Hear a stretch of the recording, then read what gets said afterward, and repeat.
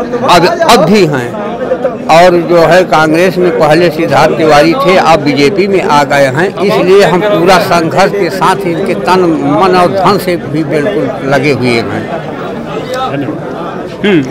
मैं दुर्गा प्रसाद तिवारी हूँ, ग्राम बीही तहसील इधर देखना है। हाँ, बोले। मैं दुर्गा प्रसाद तिवारी हूँ, भारतीय जनसंघ मंडल अध्यक्ष तथा जिला उपाध्यक्ष रीवा के मैंने पुरान हम ये कार्यकर्ता हैं, आज तक उन्हीं में हम लगे हैं। धन्यवाद धन्यवाद धन्यवाद। सर आप दो शब्द बोले। मेरा नाम मंगला त्रिपाठी है, मैं भारतीय जनता पार्टी किसान मोर्चा मंडल अध्यक्ष मंडल रायपुर सोनौरी पिछले 4-5 वर्षों से।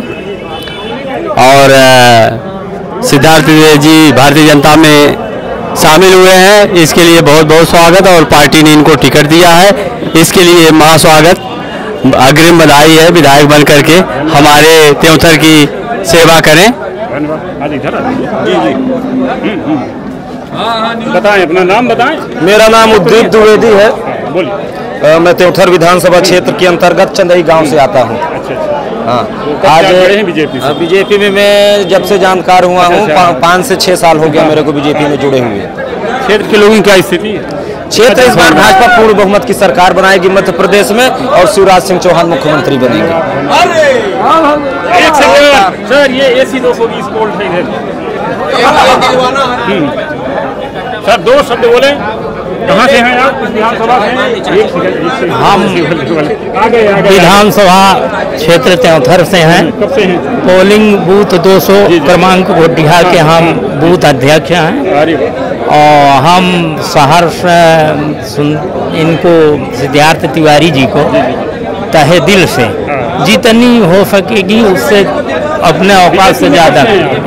बीजेपी में हम हैं करीब 98 से रमाकांत तिवारी के साथ। आप किससे बोलिए साहब, बाकी हम काट देंगे। हाँ बताएं। ये करके मैं इस पार्टी में रहेंगे, काम करेंगे। मेरे बड़े आदिमदास पार्टी नया ज्वाइन किया है बीजेपी, आज बीजेपी की सदस्यता वाली है। बहुत बढ़िया, धन्यवाद जी।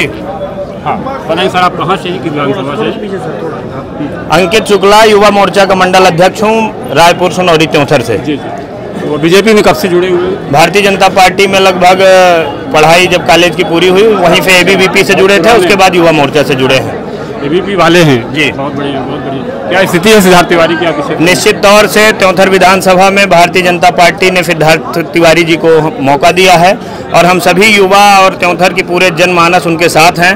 और निश्चित तौर से 80,000 प्लस वोट का हम लोगों का सभी का टारगेट है, पूरे सभी कार्यकर्ताओं का, कि हम लोग 80,000 से अधिक वोट पाकर और इन्हें लगभग 20,000 मतों से विजयी बनाए। भारतीय जनता पार्टी जिंदाबाद जिंदाबाद। चलिए, किस खास लोग नाम है और किस विधानसभा से आप रिलेटेड? मेरा नाम अंबिका प्रसाद दुबे है।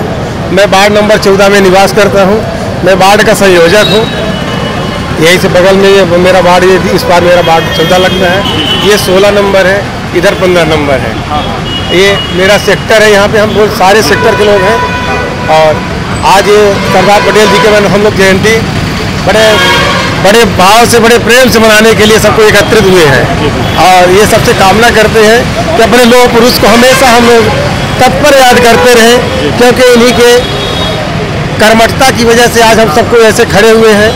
ये मेरे देश का दुर्भाग्य था, अगर हमारे सरदार पटेल जी उस समय प्रधानमंत्री हुए होते तो आज हम कहीं मेरा स्थान और ऊपर होता। फिर भी मैं उनको नमन करता हूँ, उनको याद करता हूँ। याद करने के लिए हमेशा हम लोग तत्पर खड़े रहेंगे और सबका सहयोग चाहते रहेंगे कि अपने महापुरुष को हम लोग याद करते रहें। आपने कहा काश सरदार जी प्रधानमंत्री होते। उन्होंने जितना काम किया है, उन्हें कि इनका अधिकार पर्याप्त है, जितना काम किए क्या कम है, ज़्यादा क्या करते हैं? अरे बहुत किए हैं, बहुत अच्छा काम किए उन्होंने। मैं उनके पूर्व याद कर रहा हूँ कि ऐसा लगता है कि अगर ऐसे होते तो कितना अच्छा होता, अगर ये हुआ होता उस समय।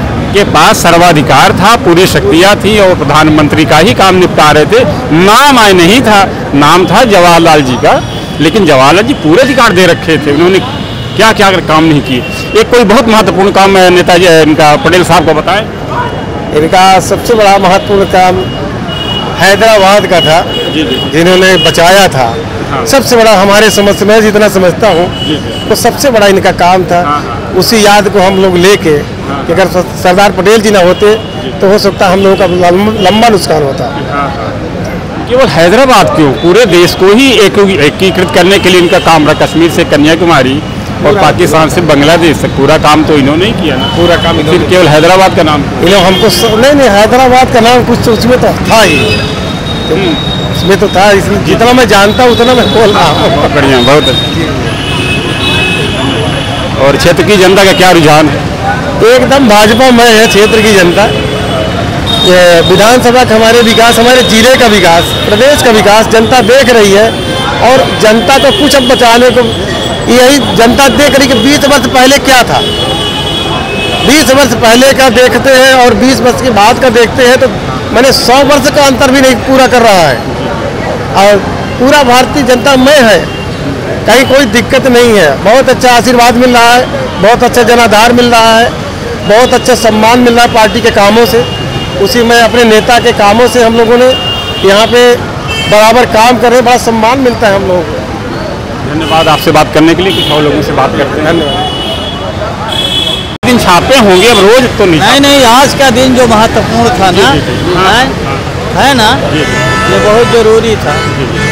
सर थोड़ा सा बताएं, ये मीटिंग जो है यहाँ आप लोग इकट्ठा हुए हैं, किस संदर्भ में इकट्ठा हुए हैं, ये काहे की मीटिंग यहाँ चल रही है? ये मीटिंग ऐसे चल रही है, मीटिंग नहीं चल रही है। अपने देश के राष्ट्र निर्माता जिन्होंने देश को एकीकरण किया और आज पूरा देश राष्ट्रीय एकता दिवस के रूप में भी मनाया जा रहा है, उसके लिए यहाँ सरदार वल्लभ भाई पटेल की प्रतिमा पर माल्यार्पण के लिए, उनको याद करने के लिए सभी लोग यहाँ पर एकत्रित हो रहे हैं। सभी आपके इरेस्पेक्टिव ऑफ कोई जात कास्ट और संप्रदाय को, सभी को अलग करते हुए सभी लोग यहाँ एकत्रित होकर के राष्ट्र निर्माता को याद करते हैं और उनके बताए हो मार्गों पर चलने के लिए आने वाली पीढ़ी जो है ना, ये शपथ ले और सीखे कि हम सब कोई मिलकर देश को एक समृद्धशाली, वैभवशाली और विकसित राष्ट्र बनाने में सहयोग करेंगे। इसीलिए यहाँ पर ये एकत्रित होते हैं। और आप यहाँ पर विशेष करके जो सबसे बड़ा कार्यक्रम आयोजित होता है, यहाँ पर एक बहुत बड़ा भव्य सरदार वल्लभ भाई पटेल संस्थान निराला नगर में बना हुआ है, जिसमें सभी लोग वहाँ पर एकत्रित होकर सरदार वल्लभ भाई पटेल के व्यक्तित्व और कृतित्व पर चर्चा करते हैं और उनसे प्रेरणा लेते हैं। सभी मिलकर के देश और समाज को अच्छी दिशा में जाने का मार्गदर्शन। सर अपना शुभ नाम क्या है और किस पार्टी को सपोर्ट करते हैं? मैं प्रोफेसर डॉक्टर राजमणि पटेल हूँ। मैं जवाहरलाल नेहरू परिसर में हेड डिपार्टमेंट था, वहाँ से मैं अब सेवा निवृत्त हूँ। मैं यही सामाजिक छोटे मोटे कामों में लगा रहता हूँ समय। वर्तमान में किस पार्टी को सपोर्ट करते हैं, किसकी सरकार किसी पार्टी को सपोर्ट नहीं करता हूँ। मैं सामाजिक होने के नाते मैं किसी पार्टी से कोई संबंध नहीं रखता, क्योंकि किसी पार्टी से कोई अगर हम संबंध हमारे किसी पार्टी से अगर हम कोई संबंध रखते हैं तो हमारा सामाजिक जो दायरा है, हमारा सामाजिक कार्य करने की गतिविधियाँ हैं, उसमें रोड़े स्वाभाविक ही आएंगी। इसलिए हम इसको जो है ना देश हित में, देश के कार्य में हम किसी पार्टी को फिलहाल नहीं करें। सर हमें ये समझना है कि देश का संचालन, आप टैक्स पेयर हैं, आप बहुत सा पैसा देते हैं। हाँ जी। उन लोगों के लिए, अपने उन बच्चों मित्रों के लिए, भाइयों के लिए, इनकी आर्थिक स्थिति अच्छी नहीं है, देश के कल्याण में आपका सहयोग रहता है, आप तरह तरह टैक्सेस देते हैं। तो बात है, सरदार वल्लभ भाई पटेल ने कहा था कि हमारे देश में जितने भी संसाधन उपलब्ध हैं, उन सब साधनों को एक सही ढंग में ला करके ऊंच नीच, गरीब अमीर और आपके जो है ना सांप्रदायिक गैर सांप्रदायिक जितने लोगों हैं उनकी खाई को काटा जाए।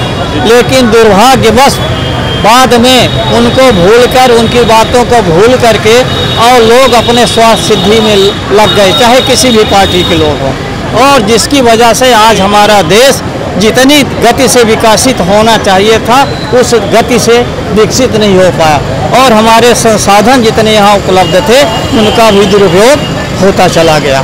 सर हम ये समझना चाह रहे हैं किसी देश को कंट्रोल करने वाले तो हमारे शासन होते हैं ना। तो वही तो मैं कह रहा हूँ, वही समझना चाह रहे हैं। वो आप कह रहे हैं कि हमें राजनीति से इंटरेस्ट नहीं, हम पार्टी से संबंध रखते हैं। ये पार्टियां ही तो देश में शासन कर रही हैं। सभी राजनीतियों का ये प्रथम कर्तव्य हो जाता है कि स्वार्थ सिद्धि से उठ करके और समाज राष्ट्र के निर्माण में लगे, सरदार वल्लभ भाई पटेल का अनुकरण करें। सर जब आप अच्छी सरकार का सिलेक्शन नहीं करेंगे, आप संसद या विधानसभा में अच्छे लोग नहीं भेजेंगे तो देश को कहे सभी पार्टियों में तो ऐसे लोग आज कूद करके यहाँ है, कल वहाँ जाते हैं, ऐसे सब कुछ सभी में तो है और सभी की गतिविधियाँ यही है। तो इसी कोई न कोई तो पावर में होगा। यही तो इसीलिए जब देश आज़ाद हो रहा था तो ब्रिटेन का प्रधानमंत्री वहाँ कहा था कि देश भारत आज़ाद तो हो रहा है, लेकिन इनको राज सत्ता चलाना आता नहीं है। तो हो सकता है ये 100 साल से ज़्यादा इस आज़ादी को कायम ना कर रख सके। हम फिर से रिपीट कर रहे हैं। वही तो मैं बात कह रहा हूँ। मेरी बात आप समझें, हमारा सवाल क्या है? मैं समझ गया आपको बात को। आप ये चाह रहे हैं कि हम ये कह दें कि ये पार्टी अच्छी हो, पार्टी इससे हमसे कोई मतलब नहीं।